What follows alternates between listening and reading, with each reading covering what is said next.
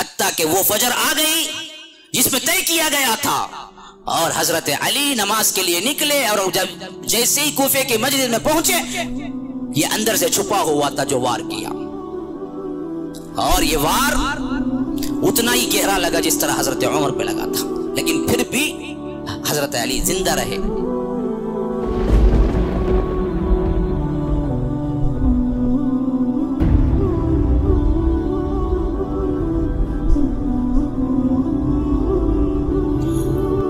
تو اس میں بڑی بڑی شخصیات دیکھیے، حضرت عائشہ نہیں تھی اندر، طلحہ زبیر نہیں تھے جو عشرۃ المبشرہ کے اندر آتے ہیں، سب حج پہ گئے ہوئے تھے۔ ذوالحج 7 سے شروع ہوتا ہے یا 8 سے شروع ہوتا ہے؟ ہاں 9 10 11 12 13 5 دن ہے حج، ختم ہو جاتا ہے۔ اب 13 سے واپس فلائٹیں شروع ہو جاتی ہیں ہمارے ہاں، لیکن اس زمانے میں آنے جانے کے 15 دن ملا لیجئے، تو 5 دن کے لیے بھی کم از کم ان کے لیے تقریباً 2.25 مہینے یا 2 مہینے لگتے تھے جا کے آنے کے لیے۔ اب یہ ذوالحج میں تو نکل گئے، قافلے نکل گئے مدینے میں سے، مدینہ خالی پڑ گیا تھا، اور یہ بدبخت آ کے سراؤنڈنگ کیے ذوالحج کے ابتدائی ایام میں۔ اچھا معلوم تھا ہی نہیں اس وقت اندر کوئی نہیں ہے بڑے صحابہ میں سے، سراؤنڈنگ کر لیے، اور اتنا زیادہ دباؤ ڈالا کہ یا تو وہ خلافت چھوڑ دیں یا تو ہم قتل کریں گے۔ اب جو لوگ تھے ان میں حضرت علی تھے اور ان کے بیٹے تھے حسنین کریمین، انہوں نے حتی الامکان اس کو سنبھالنا چاہا۔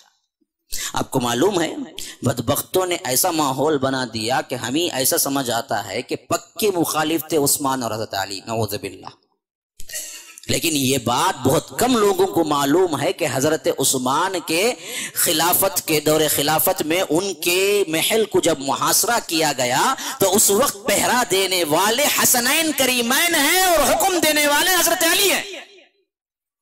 انہوں نے حکم دیا باقاعدہ اپنے بچوں کو، یہ بدبخت بعید نہیں کہ آگے اندر بھی چھلانگ لگا کہ حضرت عثمان کو قتل کر دیں گے، تم پہرا دو، دروازے پہ کھڑے رہا کرو ہتھیار باندھ کے۔ یہ محبت تھی دونوں کے اندر، جو شیعت نے آ کے ہمارے اندر کیا ہے تفریقہ ڈالا ہے، اپنے بچوں کو کیا کیا ہے، دربان بنا کے کھڑا کیا حضرت عثمان کے گھر پر۔ اور جب دیکھا کہ حضرت عثمان کسی کو نہیں چاہتے ہیں، یعنی 2 آپشنوں میں سے کوئی نہیں ہے، اس کا بھی وجہ یہ تھی کہ حضرت عثمان کو خلافت کی چاہت نہیں تھی، اللہ کے رسول کی ایک حدیث تھی جس کی وجہ سے انہوں نے خلافت سے اترنا نہیں چاہا، وہ یہ تھی کہ اللہ کے رسول صلی اللہ علیہ وسلم نے فرمایا حضرت عثمان سے کہ ایک زمانہ آئے گا اللہ تجھے ایک گفٹ دے گا، ایک کپڑا پہنائے گا، ایک لباس پہنائے گا، عثمان لوگ تجھے اس سے اتارنے کی کوشش کریں گے، تو نہ اترنا۔ انہوں نے تعبیر یاد رکھ لی تھی کہ وہ یہی ہے جو اللہ نے مجھے خلافت دی ہے، میں نہیں اتر سکتا۔ اچھا، یہ واقعہ ان کے گورنر شام کے حضرت معاویہ تھے، یہ تقریباً حضرت عمر کے دور سے شام کے، سیریا کے، دمشق کے، ڈیماسکس، اس کے گورنر رہے ہیں۔ حضرت عمر کا 10 سال اور ان کا 12 سال، اٹھا لیجئے کتنے سال سے، 22 سال سے گورنر پہ۔ ان کے پاس سب سے مضبوط طاقت تھی۔ جب معاملہ معلوم ہوا کہ یہ لوگ محاصرہ کر لیے ہیں اور یہ شور کر رہے ہیں، کیونکہ 2 سالوں سے چل رہا تھا معاملہ، تو حضرت معاویہ نے خاص لیٹر بھیجا حضرت عثمان کو، اللہ کے لیے اپنے آپ پہ رحم کیجئے، میرے پاس آ جائیے دمشق میں۔ انہوں نے کہا کہ میں جیتے جی مدینہ نہیں چھوڑ سکتا جہاں اللہ کے رسول کی قبر ہے۔ یہ محبت تھی، انہوں نے صاف کہہ دیا میں جیتے جی نہیں چھوڑ سکتا مدینہ۔ انہوں نے کہا خیر کوئی مسئلہ نہیں، میں ایک فوج بھیج دیتا ہوں آپ کی حفاظت کے لیے، کم از کم اس کو قبول کیجئے۔ انہوں نے کہا کہ میرے جیتے جی میرے لیے مسلمانوں کا ایک قطرہ خون بھی نہیں بہے گا، میرا بہا تو بہا، میرے لیے مسلمان نہیں لڑیں گے، صاف آرڈر کر دیا، ایک بندے کو بھی نہیں بھیجنا تم۔ اب حضرت معاویہ پسپا ہو کے ہاتھ باندھ دیے گئے، گویا کہ وہ مچل رہے تھے عثمان کو کیا ہے محفوظ مقام پہ رکھنے کے لیے، لیکن عثمان کا آرڈر یہ تھا کہ میری حفاظت کے لیے کوئی ایک بندہ بھی نہ بھیجے۔ اسی اسنا میں یہ ذوالحج میں آ کے سراؤنڈ کریے، تقریباً 1 سے لے کر 18 ذوالحجہ وفات ہوئی ہے۔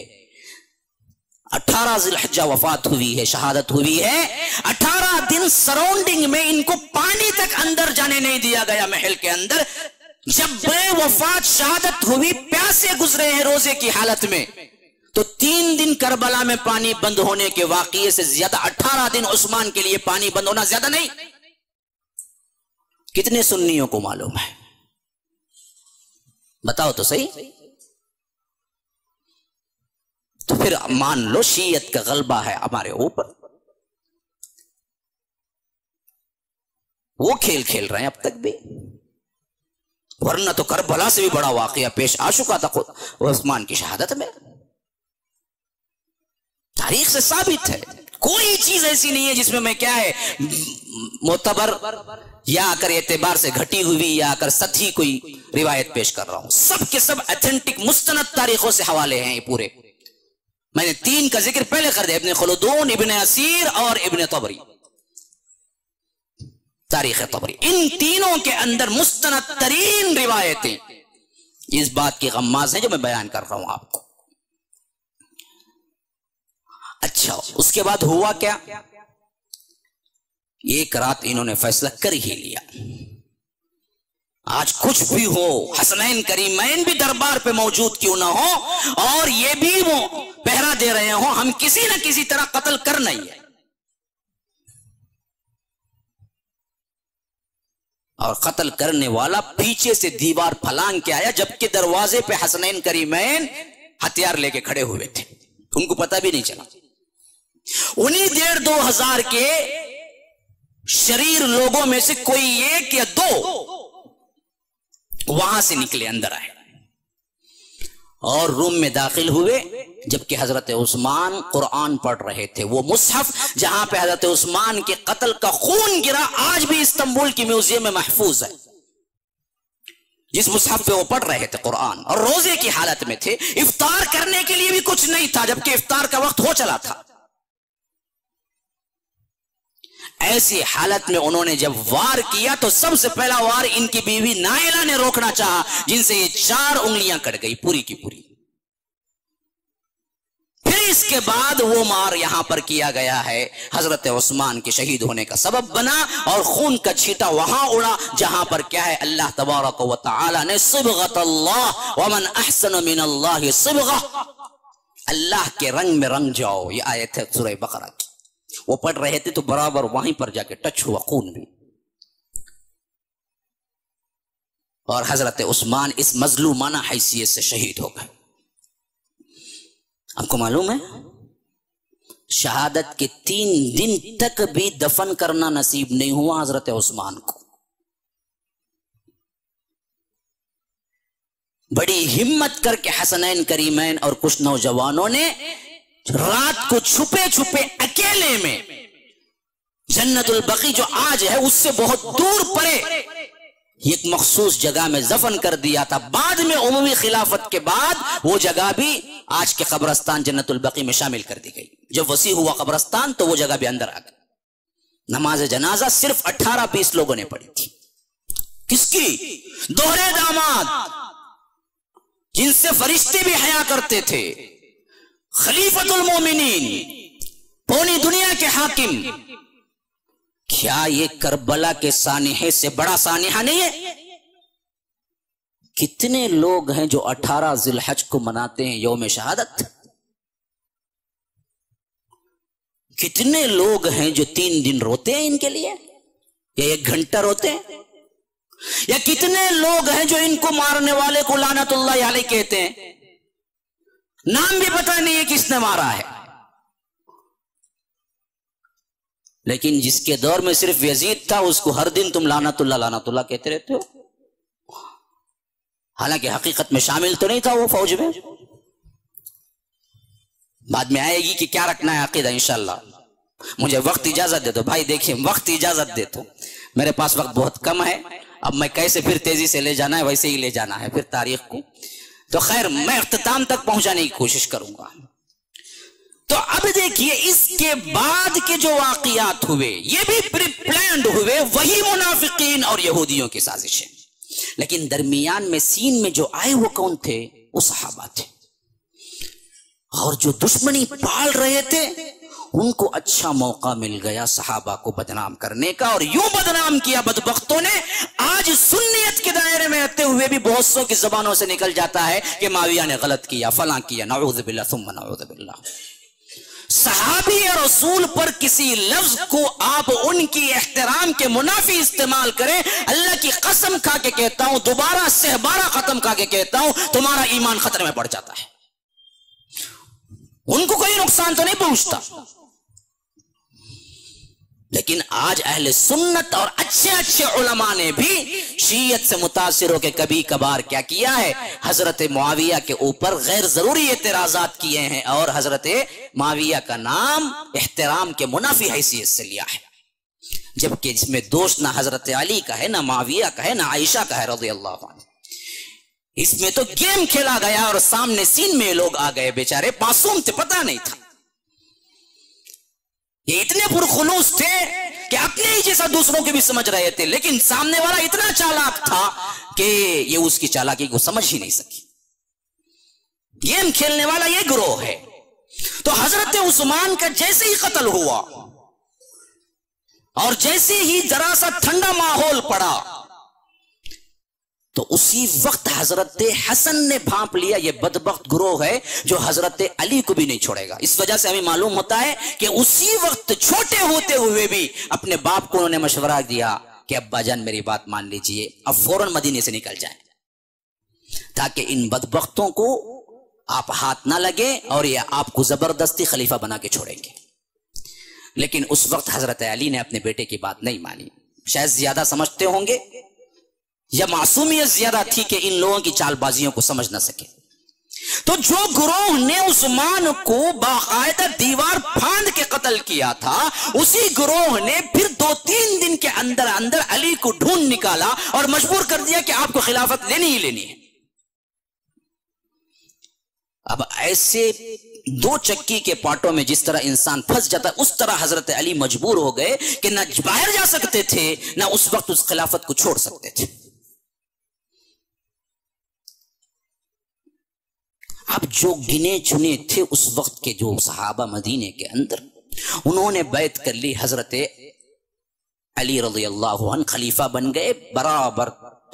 حضرت عثمان 35 ہجری کے بعد 36 میں حضرت علی خلیفہ بن گئے۔ بنایا کون بنایا؟ یہی بدبخت گروہ جو حضرت عثمان کو قتل کیا۔ تو اب وزراء کون ہوں گے بھائی ساتھ میں خلیفے کے؟ ہاں، ابو بکر کو حضرت عمر جیسے ساتھی ملے، حضرت عمر کو علی جیسے ساتھی ملے، حضرت عثمان کو بھی علی جیسے ساتھی ملے، علی کو ساتھی جو ملے قاتلان عثمان ملے، تو نام علی کا بدنام ہو گیا، کرتوت تو ان بدبختوں کے تھے۔ بات سمجھو جہاں میں سمجھانا چاہتا ہوں۔ اب ان بدبختوں نے بٹھایا ہے تو علی خود مجبور ہو گئے کہ ان کی باتوں پہ چلیں۔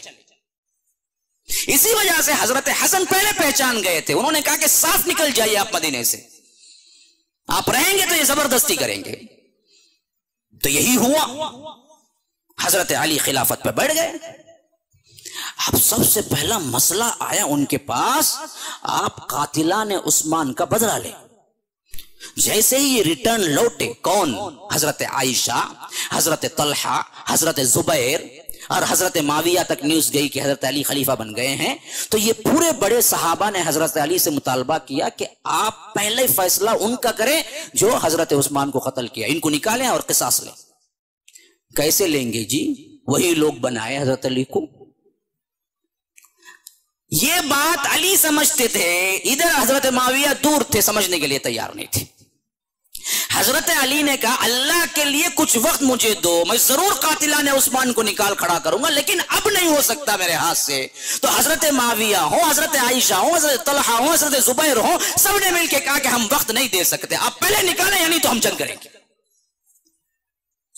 اب ادھر کی حالت یہ سمجھنے سے قاصر تھے، ادھر کی حالت وہ سمجھنے سے قاصر تھے۔ سامنے موضوع کیا آ رہا تھا؟ حضرت عائشہ اور حضرت علی لڑ گئے، جنگ جمل۔ لڑایا کون؟ پیچھے کس کی چنگاری تھی؟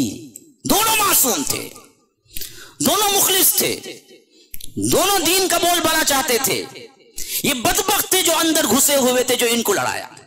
آخر کار ہوا کیا کہ ادھر سے یہ لوٹے مکے سے مدینہ آ رہے تھے، نیوز پہنچی حضرت عائشہ کو کہ قاتلان عثمان حضرت علی کے ساتھ ہیں اور یہ قصاص بھی لینا نہیں چاہتے۔ تو حضرت عائشہ کو اتنا غصہ آیا کہ کہا کہ میں بصرہ سے بھی جا کے اور فوج اکٹھی کروں گی، اور انہوں نے کیا کیا، اپنے گھوڑے اون کو پلٹا بصرہ کی طرف کر دیا۔ اور یہ جا رہے تھے، راستے میں طلحہ زبیر ملے جو اس وقت کے سب سے بڑے صحابہ تھے، عشرہ مبشرہ کے۔ انہوں نے اما عائشہ سے پوچھا مسئلہ کیا ہے؟ کہا کہ قاتلان عثمان حضرت حسین کو گھر میں گھس کے قتل کیے ہیں، اور یہی حضرت علی کے ساتھ ہے، حضرت علی مانتے نہیں ہیں قتال کے لیے، ان کے قصاص کے لیے، تو انہوں نے بھی تہیہ کر لیا کہ ہم آپ کا ساتھ دیں گے، اور یہ بھی مل گئے۔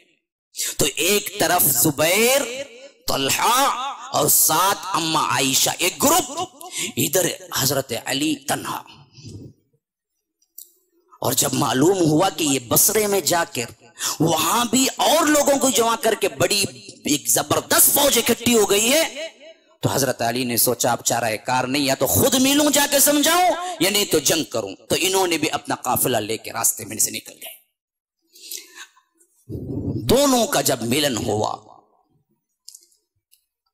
تقریباً 20,000 سے اوپر کا لشکر تھا۔ افسوس تو اس وقت ہوتا ہے جس میں ہمیں کیا ہے، اللہ کے رسول کی پوری جنگوں کے جو مقتول شہید ہوئے ہیں ان سب کو ملا کے 1,500 تک کی نوبت نہیں پہنچتی۔ ایک جنگ جبل میں 13,000 صحابہ قتل ہوتے ہیں۔ کون سا صحابی ایسے ہوگا جو اپنے ہی کو مارنے کے لیے تیار ہو جائے؟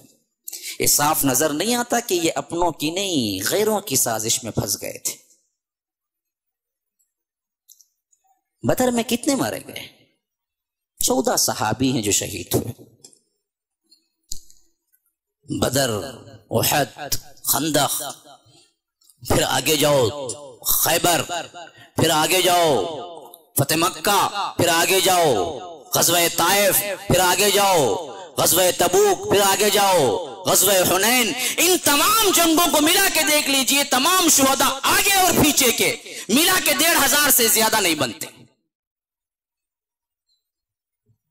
ایک جنگ جمل میں 13,000 شہید ہوئے ہیں۔ اما عائشہ، طلحہ، زبیر ایک گروپ، حضرت علی اور یہ قاتلان عثمان جو ساتھ تھے وہ ایک گروپ۔ حضرت علی اچھی طرح جانتے تھے یہ بدبخت ہیں جو میرے ساتھ ہیں، لیکن ایسے کنڈیشن میں تھے کہ ان کو الگ نہیں کر سکتے تھے۔ بعض حالات جب تک اوپر سے گزرتے نہیں سمجھ میں نہیں آئیں گے، ایسے ہی حالات میں تھے حضرت علی بھی۔ انسان کبھی کبھار ایسے پھنستا ہے کہ باوجود دشمن کو جاننے کے بھی دشمنی نہیں کر سکتا، وہی حالت تھی۔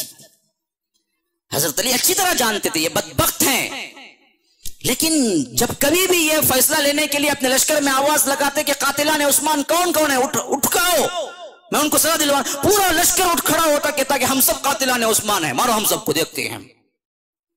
تو کہاں سے قصاص کا بدلہ لیں گے؟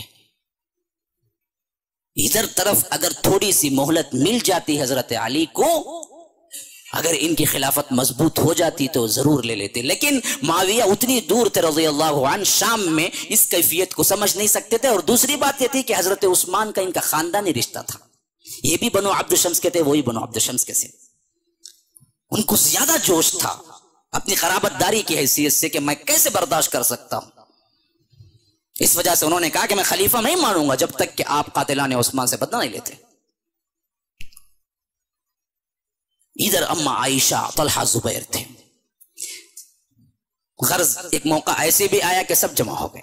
اب پھر دیکھیے یہ غیروں کی سازش میں آ گئے، اپنوں کا کوئی دوست نہیں، سب صالح تھے، نیک تھے، اچھے تھے، کسی صحابی پر کوئی نکیر نہیں۔ ہوا یہ تھا کہ ایک رات ایسا ہوا کہ آمنے سامنے لشکر ہو گیا، گروپ میں طلحہ، زبیر، اما عائشہ، ادھر طرف حضرت علی۔ حضرت علی نے حضرت ابن عباس جو ان کے ساتھ تھے ان کو کہلا بھیجا کہ جاؤ صلح کرو، بات تو کرو، خامخواہ ہم جھگڑ رہے ہیں، مجھے مہلت دے دو بس۔ تو بیٹھ کے بات چیت ہونے لگی، یہاں تک کہ طلحہ، زبیر بھی آ گئے، حضرت علی بھی بیٹھ گئے۔ سب تبادلہ خیال کرنے لگے ہمارے ساتھ ہوا کیا. بہت جلد پہچان گئے لوگ ہمیں رکھ کے گیم کھیلا گیا ہے. تو اسی وجہ سے حضرت علی نے کہا کہ مجھے تھوڑی سی مہلت دے دو, میں قاتلان عثمان کو ایک ایک کو چن لوں گا اور آپ کے حوالے کروں گا, اور برابر کا اتنا ہی دکھ مجھے بھی ہے جتنا دکھ آپ کو ہے قتل عثمان کا. میں کوئی بے غیرت نہیں ہوں, مجھے بھی دکھ ہے, لیکن آج میں کیا ہے مہلت ہونی چاہیے. تو حضرت طلحہ, حضرت زبیر, اما عائشہ مان گئی اور کہہ دیا کہ چلو آپ کو مہلت ہے, آپ پہلا کام یہ کریں. تو معاملہ ٹل گیا. لیکن جو اصل قاتلان عثمان کا گروہ تھا وہ بھی ان کے اندر ہی تھا, انہی کو سپورٹ کر رہا تھا, علی کے ساتھ تھا. اس نے دیکھا کہ اگر حضرت حضرت طلحہ, زبیر, اما عائشہ اور حضرت علی مل جائیں ان کی موت یقینی تھی. کیونکہ کرے تو اتنا رات پلان بنایا. حضرت علی کو پتہ بھی نہیں تھا. رات کو وہ اپنے خیمے میں جا کے سوئے, دن بھر بات کر کے صلح ہو گئی, اور یہ لوگ اپنے خیمے میں جا کے سوئے. لیکن یہ بدبخت لوگ رات حضرت عائشہ اور حضرت طلحہ, زبیر کے خیموں پہ حملہ کر دیا اور نعرہ لگا دیا, علی نے حکم دے دیا, جنگ بھڑک اٹھی. ابھی ادھر یہ سمجھ رہے تھے کہ حضرت علی نے وعدہ خلافی کر دی, اور حضرت علی یہ سمجھ رہے تھے طلحہ زبیر نے وعدہ خلافی کر دی. معاملہ کیا ہو رہا تھا؟ جنگ. اب اس جنگ میں جو لوگ شہید ہوئے ہیں, حتیٰ کہ اسی وجہ سے اس کا نام جنگ جمل پڑ گیا کہ اس وقت حضرت عائشہ ایک اونٹ پہ سوار تھی. جمل کہتے ہیں اونٹ کو. حضرت عائشہ کی حرمت و تقدیس کے لیے اس اونٹ کے قریب تقریباً 100 کی لاشیں گر گئی. ہر کوئی وہاں تک آتا تھا, پھر اس کے بعد ہاتھ اٹھانے سے کتراتا تھا. اما عائشہ ہے اندر.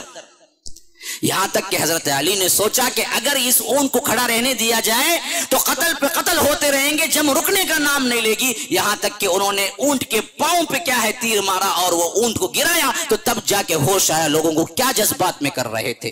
پھر اس کے بعد حضرت علی نے کہا کہ کوئی مقتولین اور قیدیوں کا سوال ہی نہیں پیدا ہوتا. جس طرح اپنے لشکر کے لوگوں کو تم پورے احترام سے دفن کرو گے, اسی طرح اما عائشہ کے لشکر کے لوگوں کو بھی دفن کرنی ہے تمہیں, اور کوئی قیدی نہیں بنایا جائے گا. بعض لوگوں نے کہا آپ نے جنگ کی, قیدی نہیں بناتے.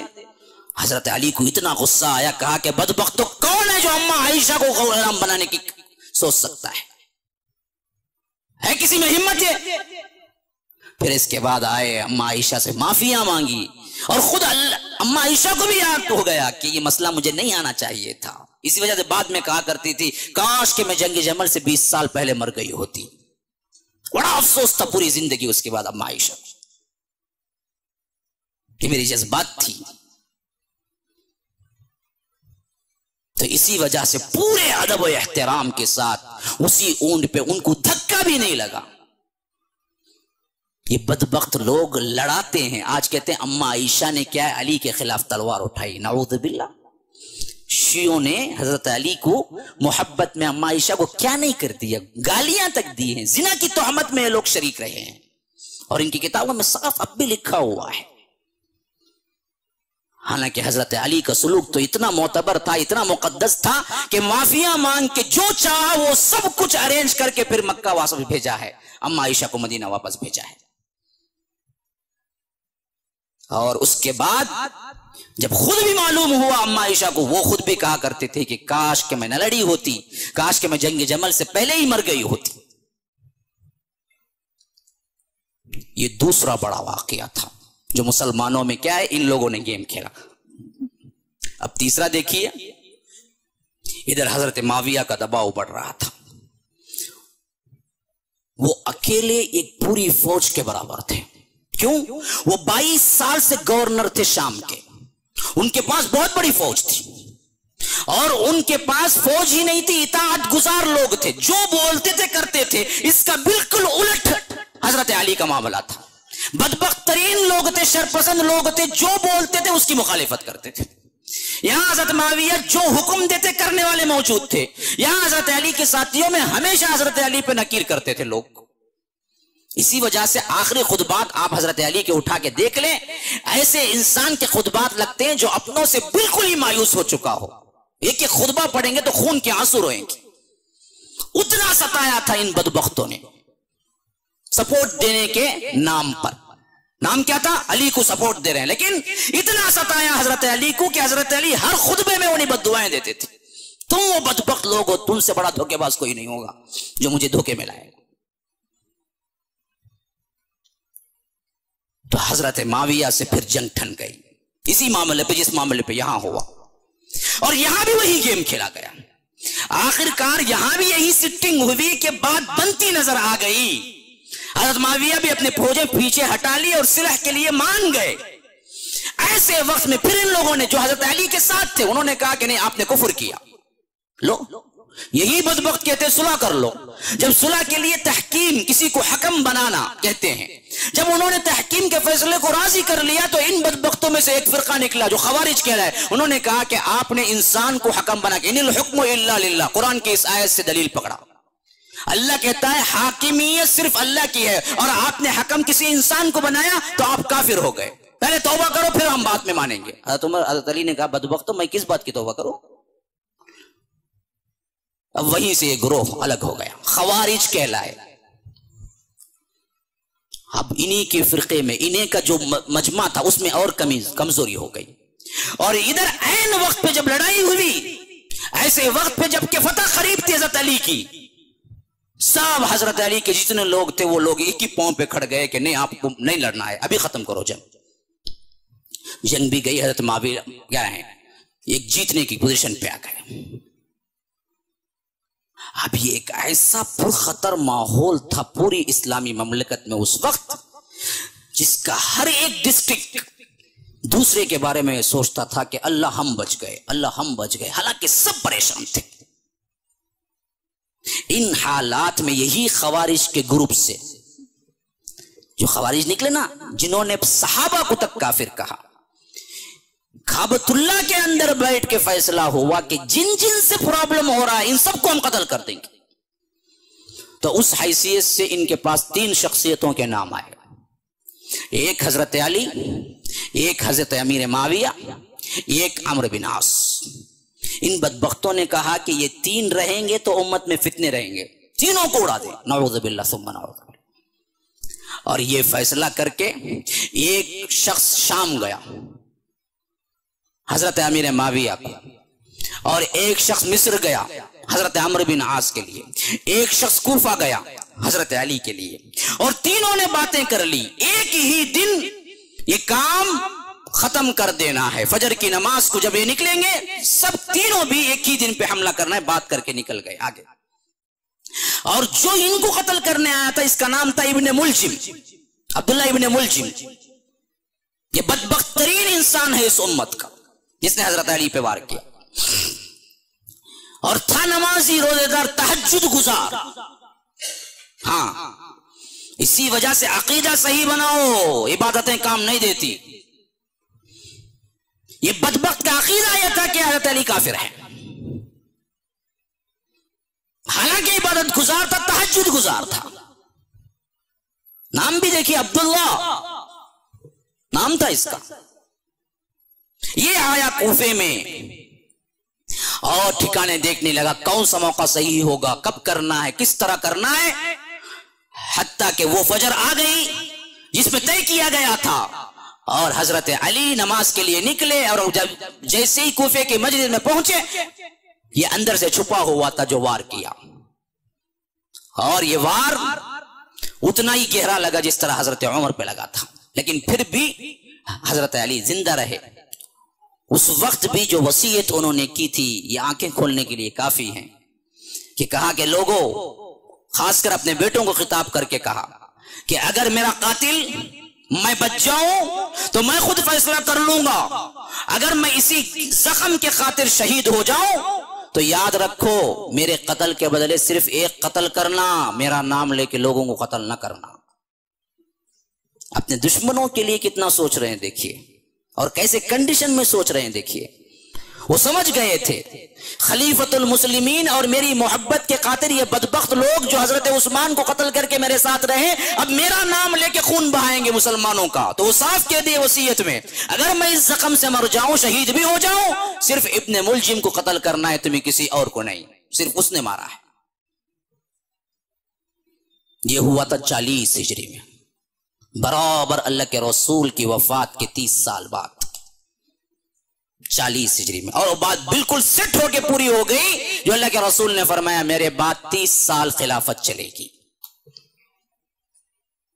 30 سال برابر ہو گئے۔ 36 میں حضرت علی بیٹھے اور 40 میں 4 سال ان کی خلافت رہی۔ اب یہ جیسے ہی شہادت پائی، ابن ملجم کو تو قتل کر دیا گیا، لیکن یہ گھاؤ تھا بڑا گہرا۔ اب مسلمانوں کے اندر جو افراتفری مچی، بڑے صحابہ میں سے کوئی نہیں بچا۔ کیوں؟ جنگ جبل میں ایک بہت بڑی، یوں سمجھ لیجئے کہ ہماری بد نصیبی تھی کہ اماں عائشہ تو پوری عزت و احترام سے چلی گئی، لیکن طلحہ زبیر جنگ جبل میں شہید ہو گئے۔ وہ سرمایہ تھے امت کے، وہ بھی شہید ہو گئے اسی میں۔ ایسے ہی اسلامک ویڈیوز پانے کے لیے اس ویڈیو کو لائک کریں، شیئر کریں اور سبسکرائب کریں، اور یاد رہے نوٹیفیکیشن کا بٹن دبانا نہ بھولیں۔ جزاک اللہ خیر۔